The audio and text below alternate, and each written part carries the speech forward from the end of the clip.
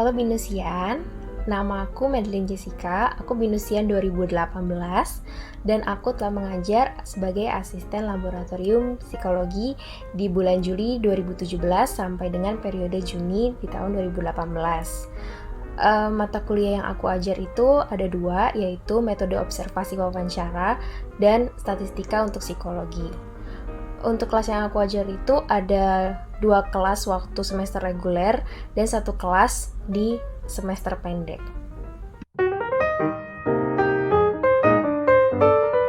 Pengalaman aku sebagai asisten laboratorium psikologi, aku dapat banyak banget benefit. Di antaranya aku jadi lebih dekat dan dikenal sama dosen-dosen di jurusan psikologi. Selain itu aku juga dapat peluang untuk memanajemen kelas, belajar lebih banyak, karena kita juga banyak baca buku dan lihat tutorial-tutorial dari YouTube. Terus kita juga jadi lebih teliti karena kita harus periksa laporan dari anak-anak yang nanti kita ajar. Terus juga dari ilmu MOW-nya, kita dari observasi itu kita jadi lebih tajam dan peka kalau melihat seseorang. Terus dari ilmu wawancaranya, komunikasi kita jadi lebih luas, terus juga fleksibel dengan banyak topik-topik. Terus kita juga biasanya dari wawancara itu bisa dapat ilmu baru karena kita dapat insight-insight dari narasumber kita.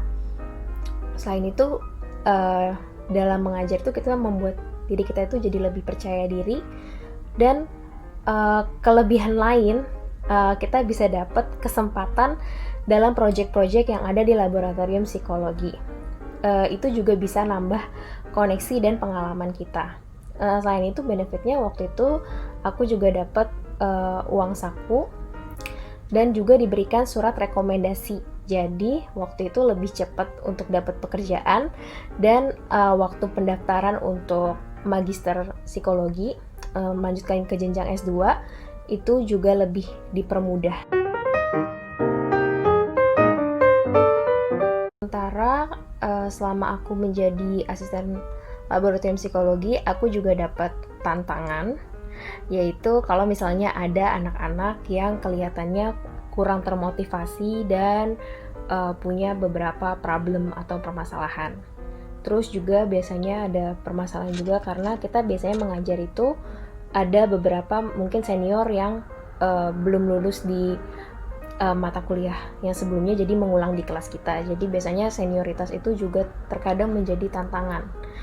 Selain itu juga kita harus punya manajemen waktu karena harus membagi antara kita kuliah sendiri dan kita mengajar gitu.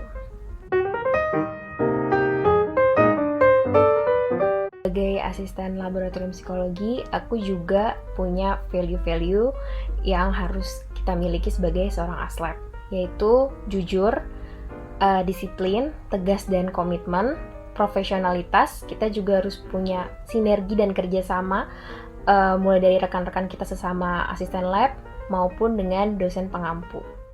Kita juga harus punya value tambahan, di antaranya kita juga harus punya sense of humor. Jadi kita bisa menghidupkan kelas dengan membuat mungkin candaan-candaan kecil gitu kan, supaya kelas itu nggak boring. Terus kita juga harus kreatif dan inovatif dalam mengelola materi supaya materinya itu selalu fresh dan mudah diterima sama anak yang kita ajar nanti.